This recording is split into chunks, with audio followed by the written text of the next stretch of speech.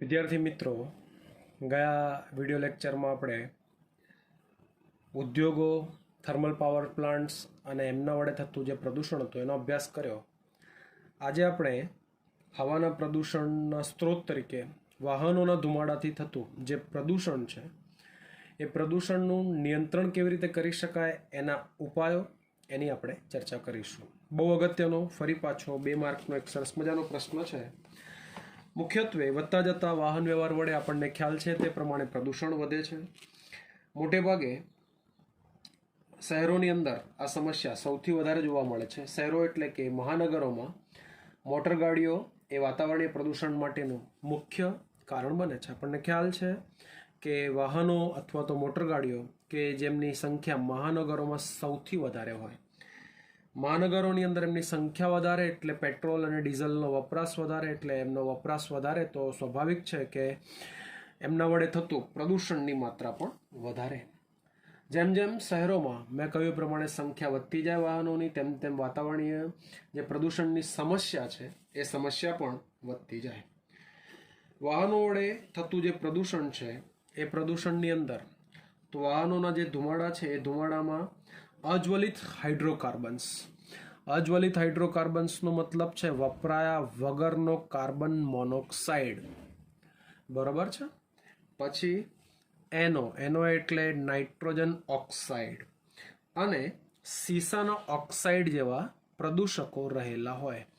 સીસુ એટલે બરાબર લેડ, શીશાના પ્રદૂષકો, વપરાયા વગરના પ્રદૂષકો, સીસાના જે ઓક્સાઇડ કહીએ આપણે એને, એ ઓક્સાઇડ બરાબર છે પ્રદૂષકો એ ધુમાડાની અંદર રહેલા હોય. આવા ધુમાડાને વાતાવરણની અંદર આપણે સીધા મુક્ત કરી શકતા નથી. માટે આપણે વારે ઘડીએ જ્યારે પેટ્રોલ પુરાવા માટે પેટ્રોલ પંપ ઉપર જઈએ છીએ ત્યારે પેટ્રોલ પંપ પર જે પેટ્રોલ પુરવાનું જે પંપ હોય એ પંપ ઉપર લખેલું હોય સીસા રહિત પેટ્રોલ, અથવા અંગ્રેજીમાં લખેલું હોય અનલીડેડ પેટ્રોલ. ટૂંકમાં અહીંયા વાહનો વડે થતા જે વાહનોના ધુમાડાથી થતા પ્રદૂષણનું નિયંત્રણ કરવા માટે આપણે સૌપ્રથમ સીસા રહિત પેટ્રોલ અને ડીઝલનો જ ઉપયોગ કરવો, જેથી કરીને શું કરી શકાય તો ઓછામાં ઓછું પ્રદૂષણ કરી શકાય. બીજી બહુ અગત્યની બાબત, સાથે સાથે વાહનોની યોગ્ય જાળવણી પણ કરવી.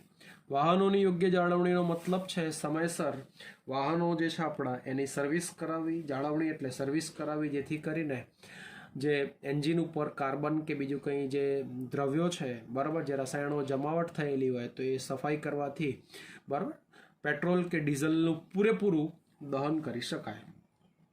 અને બહુ અગત્યની બાબત કે આપણા જે વાહનો છે એ વાહનોની અંદર ઉદ્દીપકીય પરિવર્તકો લગાવી બરાબર ઉત્સર્જિત જે પ્રદૂષકો છે એ પ્રદૂષકોની માત્રાને આપણે ઘટાડી શકીએ. ટૂંકમાં ઝેરી વાયુઓના ઉત્સર્જનને ઘટાડવા માટે ઉદ્દીપકીય પરિવર્તકો લગાવી અને આપણે શું કરી શકીએ તો વાહનો વડે થતું જે પ્રદૂષણ છે એ પ્રદૂષણને ઘટાડી શકીએ. તો પ્રશ્ન એ થાય કે સાહેબ આ ઉદ્દીપકો શું છે? ફરી એક વખત મેં કહ્યું એ પ્રમાણે કે સીસા મુક્ત પેટ્રોલ કે ડીઝલનો ઉપયોગ કરવો, વાહનોની યોગ્ય જાળવણી કરવી, પછી ઝેરી વાયુઓના ઉત્સર્જનને ઘટાડવા માટે કાર્બન મોનોક્સાઇડ, નાઇટ્રોજન ઓક્સાઇડ, સીસાના ઓક્સાઇડ, આ બધા ઝેરી વાયુઓ છે. એમનું ઉત્સર્જન ઘટાડવા માટે આપણે આપણા જે વાહનો છે એ વાહનોના એન્જિનની અંદર બરાબર ઉદ્દીપકીય પરિવર્તકો લગાવી શકીએ, જેથી કરીને આપણે આ જે ઝેરી વાયુઓનું ઉત્સર્જન ઘટાડી શકીએ. તો અહીંયા ઉદ્દીપકીય પરિવર્તકો શું છે એના માટેની આપણને સરસ મજાની સમજૂતી આપેલી છે. મેં એક આખો અલગ પ્રશ્ન બનાવેલો છે, ઉદ્દીપકીય પરિવર્તકો વિશે ચર્ચા કરો. તો વિદ્યાર્થી મિત્રો, તમે જોશો એટલે તમને ખ્યાલ આવશે ઉદ્દીપકીય પરિવર્તકો શું છે. ઉદ્દીપકીય પરિવર્તકો તો મોટે ભાગે ઝેરી વાયુઓના ઉત્સર્જન ઘટાડવા માટે ઉદ્દીપક તરીકે, ટૂંકમાં આ ઉદ્દીપકનો મતલબ થાય ઉત્સેચક તરીકે, ઉત્સેચક બોલો અથવા ઉદ્દીપક બોલો, વાહનોની અંદર પ્લેટિનમ પ્લેટિનમ એટલે કે PL, પેલેડિયમ એટલે કે PD અને રોડિયમ જેવી જે કિંમતી ધાતુઓ છે એ કિંમતી ધાતુઓ ધરાવતા ઉદ્દીપકીય પરિવર્તકો લગાડેલા હોય. ફરી બોલો એક વખત. ઝેરી વાયુઓના ઉત્સર્જનને ઘટાડવા માટે ઉદ્દીપકીય પરિવર્તકો, તમે પરિવર્તકો પણ કહી શકો, કેટાલિસ્ટ પણ કહી શકો, જે રૂપાંતર કરવાનું કામ કરે. આવા જે ઉદ્દીપકીય પરિવર્તકો તરીકે સાધનોની અંદર, વાહનોની અંદર, એન્જિનમાં પ્લેટિનિયમ, પેલેડિયમ અને રોડિયમ નામની જે કિંમતી ધાતુઓ છે એ કિંમતી ધાતુઓ એની અંદર લગાડેલા હોય. મોટે ભાગે આ જે ધાતુઓ છે એ ધાતુઓ શું કામ કરે? તો ઉત્સર્જિત થતા દ્રવ્યો ઉદ્દીપકીય પરિવર્તકોમાંથી જ્યારે પસાર થાય ત્યારે દહન પામ્યા વગરનો જે હાઇડ્રોકાર્બન્સ છે, મેં લખ્યું છે HC, દહન થયા વગરનો જે હાઇડ્રોકાર્બન્સ છે, આ હાઇડ્રોકાર્બન્સનું કાર્બન ડાયોક્સાઇડ અને પાણીમાં રૂપાંતર કરી આપે. તો તમને ખબર પડી ગઈ કે સાહેબ હાઇડ્રોકાર્બન્સ એ ખાસ કરીને બરાબર આપણા સ્વાસ્થ્ય માટે ખૂબ જ નુકસાનકારક હોય. અને આ જે હાઇડ્રોકાર્બન્સ છે જે અપૂરતા પેટ્રોલ અને ડીઝલનું અપૂરતું દહન કરવાને પરિણામે ઉત્પન્ન થાય. જ્યારે આવો ધુમાડો આવા પરિવર્તકોમાંથી પસાર થાય ત્યારે આ દહન થયા વગરનો જે હાઇડ્રોકાર્બન્સ છે એ હાઇડ્રોકાર્બન્સનું રૂપાંતર શેમાં થઈ જાય?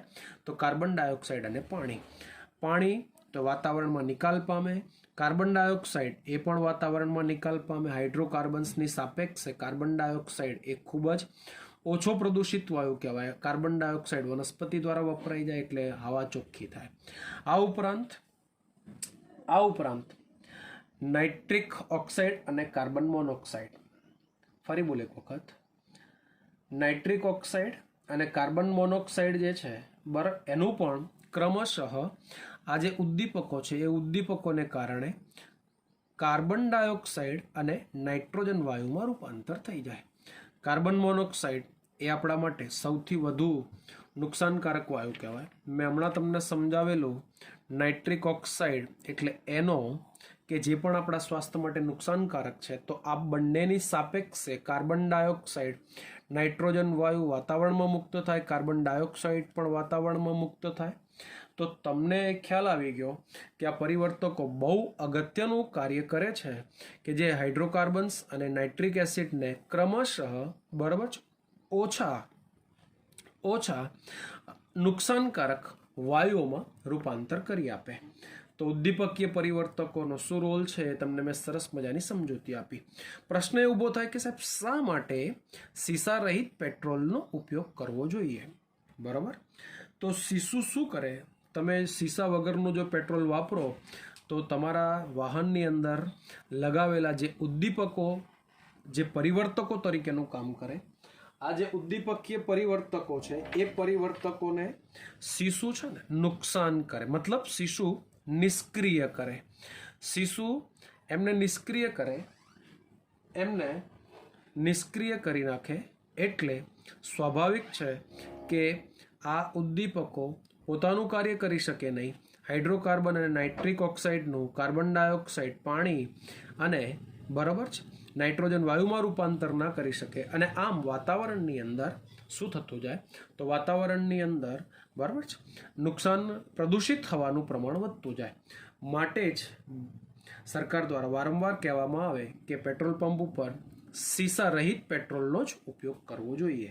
તો શા માટે સીસાવાળું જ પેટ્રોલ વાપરવું જોઈએ એની મેં તમને સમજૂતી આપી. ચાલો, આવડશે તો એક સરસ મજાની સમજૂતી. વિદ્યાર્થી મિત્રો, 2 માર્કનો પ્રશ્ન છે. ઉદ્દીપકીય પરિવર્તકો એટલે શું?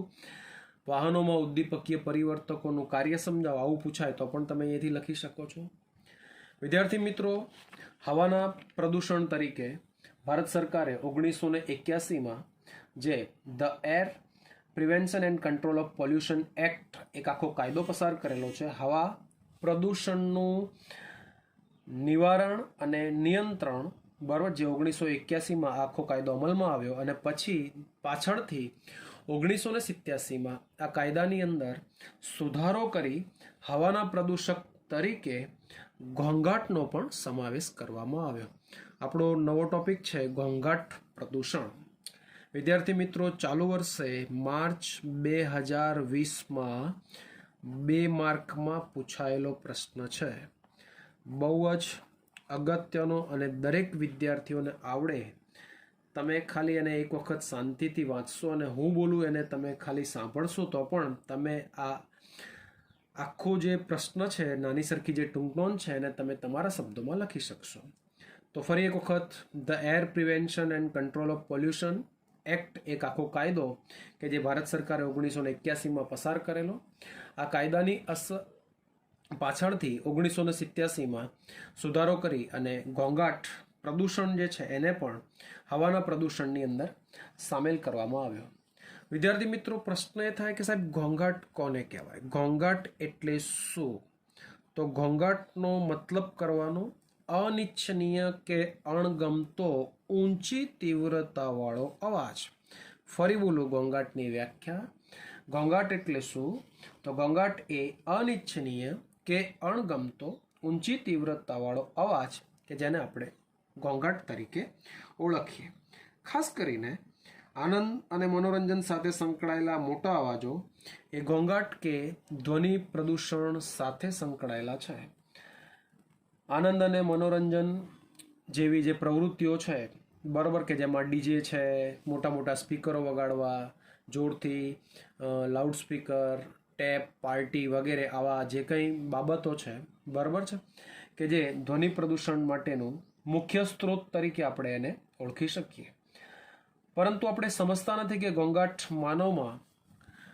માનવ સ્વાસ્થ્ય ઉપર કેટલાક મનોવૈજ્ઞાનિક અને શારીરિક વિકારો પ્રેરવા માટે પણ જવાબદાર છે અથવા એનું કારણ બને છે. ખાસ કરીને જેમ શહેર જેટલું મોટું એટલી જ સ્વાભાવિક છે કે એની કાર્યપ્રવૃત્તિ પણ મોટી. ટૂંકમાં શહેર મોટું, ત્યાં વસ્તીનું પ્રમાણ વધારે એટલે સ્વાભાવિક છે કે કાર્યપ્રવૃત્તિ, શહેરની જે કાર્યપ્રવૃત્તિ છે એ પણ વધારે. એટલે કે ત્યાં ઉદ્યોગોનું પ્રમાણ વધારે, વાહનોનું પ્રમાણ વધારે. આ બધા જે અવાજો છે એ અવાજો શું કરે છે? તો અવાજો એ વધુ પ્રમાણમાં ઘોંઘાટ સર્જે છે. સ્વાભાવિક છે કે કોઈ જેટ વિમાન કે પછી રોકેટના ઉડાન, કોઈ મોટું જેટ પ્લેન અથવા તો રોકેટનું જ્યારે ઉડાણ કરવાનું હોય એ વખતે સર્જાતા અત્યંત ઊંચું ધ્વનિ સ્તર કે જે 150 ડેસિબલ કે તેનાથી વધુ સ્તરના ધ્વનિ સંસર્ગમાં થોડા સમય માટે પણ રહીએ તો પણ તેને સાંભળવાથી આપણા કાનના જે પડદા છે, ટૂંકમાં કર્ણપટલ કહેવાય, એ કર્ણપટલને નુકસાન પહોંચી શકે છે. મેં કહ્યું એ પ્રમાણે ડેસિબલ એ અવાજના માપન માટેનો એકમ છે. યાદ રાખવાનું વિદ્યાર્થી મિત્રો, આગળ બીજો પણ એક એકમ ભણીશું આપણે. અહીંયા ડીબી એટલે શું? તો ડીબીનો મતલબ થાય અવાજના માપન માટેનું એકમ. મોટે ભાગે કોઈ પણ અવાજ જેનું મૂલ્ય 80 ડેસિબલની ઉપર હોય એ શું કહેવાય? ઘોંઘાટ તરીકે ઓળખાય. ફરી બોલું એક વખત, આપણા કાનની ક્ષમતા છે 80 થી 150 ડેસિબલ સુધીનો અવાજ સાંભળી શકે. ટૂંકમાં 80 ડેસિબલ સુધીનો અવાજ એ સાંભળવા યોગ્ય કહેવાય, કર્ણપ્રિય કહેવાય. પરંતુ આનાથી ઊંચા ડેસિબલનો અવાજ એ આપણા કર્ણપટલ અને મોટે ભાગે 11મા ધોરણમાં આપણે ભણ્યા છીએ અંતઃકર્ણ અને એની રચનામાં જે કોર્ટિકાયો છે એ કોર્ટિકાયોમાં રહેલા જે રોમમય કોષો છે એ રોમમય કોષોને નુકસાન પહોંચાડી શકે અને લાંબા ગાળે આપણી જે ધ્વનિ ક્ષમતા છે એ ધ્વનિ ક્ષમતા એમાં નુકસાન થાય. વહેલા મોડા આ બાબત એ વ્યક્તિમાં બહેરાશમાં પરિણમે. ચલો, ખબર પડી વિદ્યાર્થી મિત્રો? ટૂંકમાં અહીંયા તમને ખ્યાલ આવ્યો કે આપણને 150 ડેસિબલ કે તેનાથી ઊંચું જે ધ્વનિ સ્તર છે એના સંસર્ગમાં થોડાક સમય માટે રહેવાથી પણ આપણા કાનના કર્ણપટલ, રોમમય કોષો જે અંતઃકર્ણની અંદર આવેલા હોય એમાં નુકસાન થાય, જેથી કાયમી ધોરણે સાંભળવાની ક્ષમતામાં નબળાઈ આવે. મોટે ભાગે શહેરોમાં અપેક્ષાકૃત નિમ્ન તો આ પહેલી બાબત માનવ સ્વાસ્થ્ય ઉપર થતી અસરોમાં મેં તમને પહેલી બાબત સમજાવી. બીજી બાબત, મોટા શહેરોની અંદર જે ધ્વનિ ક્ષમતા છે, મેં અહીં લખ્યું છે 80 ડેસિબલ, એના કરતાં પણ જો નીચા અથવા તો નિમ્ન ધ્વનિ સ્તરને પણ જો લાંબા સમય સુધી આપણે શું કરીએ છીએ, તો લાંબા સમય સુધી જો સાંભળીએ તો પણ આપણી જે શ્રવણ શક્તિ છે, એ શ્રવણ શક્તિને પણ કાયમી ધોરણે નુકસાન થાય. તો સ્વાસ્થ્ય ઉપર અસરોમાં મેં તમને બે બાબતો સમજાવી. પહેલી બાબત, 150 ડેસિબલ કરતાં વધુ ઊંચી ધ્વનિ સ્તર, એ પણ નુકસાન કરી શકે. મોટા શહેરોની અંદર નિમ્ન ધ્વનિ સ્તર કે જે 80 ડેસિબલ કરતાં પણ નીચો હોય, એને તમે લાંબા સમય સુધી જો સાંભળો તો પણ શ્રવણ શક્તિને કાયમી ધોરણે નુકસાન કરી શકે છે. મનુષ્યની અંદર ઘોંઘાટને કારણે ઘણી વખતે નિરાશા, ટૂંકમાં ડિપ્રેશન, પછી અનિદ્રા, હૃદયના ધબકારા વધી જવા અથવા તો સ્પંદનમાં વધારો થવો, શ્વાસોચ્છ્વાસની રીતોમાં બદલાવ થવો અને વ્યક્તિ તણાવની સ્થિતિમાં કે સ્ટ્રેસની સ્થિતિમાં બરાબર રહે છે. તો આ સ્વાસ્થ્ય ઉપર થતી મેં તમને અસરોની સમજૂતી આપી. કેવી રીતે ઘોંઘાટ પ્રદૂષણનું નિયંત્રણ કરી શકાય? તો ઘોંઘાટ પ્રદૂષણના નિયંત્રણ માટે મોટે ભાગે ઉદ્યોગોમાં ધ્વનિ શોષક જે સામગ્રીઓ છે, એ ધ્વનિ શોષક સામગ્રીઓનો બરાબર છે આપણે શું કરીએ, ઉપયોગ કરીએ કે જે ઉદ્યોગોમાં જે ઊંચી તીવ્રતાવાળો ધ્વનિ ઉત્પન્ન થાય એનું શોષણ કરી લે અને ખૂબ જ ઓછો અવાજ ઉત્પન્ન કરે. બીજી બહુ અગત્યની બાબત એ શું, તો અહીંયા બીજી બહુ અગત્યની બાબત એ કે એના ઉપયોગ દ્વારા, ધ્વનિ શોષક સામગ્રીના ઉપયોગ દ્વારા ઘોંઘાટને રોકી રાખવાના સાધનો દ્વારા ઘોંઘાટમાં અસરકારક રીતે આપણે શું કરીએ, તો આપણે ઘટાડો કરી શકીએ. ઓકે, તો આ બીજી બહુ અગત્યની બાબત. પહેલું, ઉદ્યોગોમાં ધ્વનિ શોષક સામગ્રીનો ઉપયોગ કરી અને આપણે વાત કરીએ પ્રમાણે કે ઘોંઘાટને આપણે ઓછો કરી શકીએ. ઘોંઘાટને રોકી રાખવાના સાધનો વડે પણ આપણે એનો ઘટાડો કરી શકીએ. દવાખાના કે શાળાઓની આસપાસ હોર્નમુક્ત વિસ્તારો જાહેર કરીએ, એને આપણે બરાબર છે હોર્નમુક્ત વિસ્તારો જાહેર કરીએ. એની સીમિતતા ફટાકડા અને મોટા અવાજવાળા સ્પીકર્સ માટે અનુકૂળ પરવાનગીમય ધ્વનિ સ્તર તથા ચોક્કસ સમય પછી ધ્વનિ વિસ્તારક યંત્રો એટલે કે લાઉડ સ્પીકર વગાડવા ઉપર પ્રતિબંધ તથા તેનું જવાબદારીપૂર્વક પાલન કરી અવાજના પ્રદૂષણનું આપણે નિયંત્રણ કરીએ છીએ. અને એનું બેસ્ટ ઉદાહરણ છે, આપણે જાણીએ છીએ કે હાલમાં સરકારે છેલ્લા ઘણા વર્ષોથી નવરાત્રિ દરમિયાન રાતના 12 વાગ્યા પછી આપણને બરાબર છે ઊંચા અવાજે સ્પીકર્સમાં ગરબા વગાડવા દેવામાં આવતા નથી, જેથી કરીને ધ્વનિ પ્રદૂષણ ઘટાડી શકાય. તો ચાલુ વર્ષે વિદ્યાર્થી મિત્રો 2 માર્કમાં પૂછાયેલો પ્રશ્ન ઘોંઘાટનું પ્રદૂષણ અને એનું નિયંત્રણ, 1 માર્કની અંદર ઘોંઘાટનું પ્રદૂષણ કેવી રીતે થાય એના માટેની સમજૂતી, 1 માર્કની અંદર નિયંત્રણ, એટલે 2 માર્ક દરેક વિદ્યાર્થીઓ મિત્રોને રોકડા મળે. તો આજના લેક્ચરમાં વિદ્યાર્થી મિત્રો અહીંયા સુધી આપણે રાખીશું.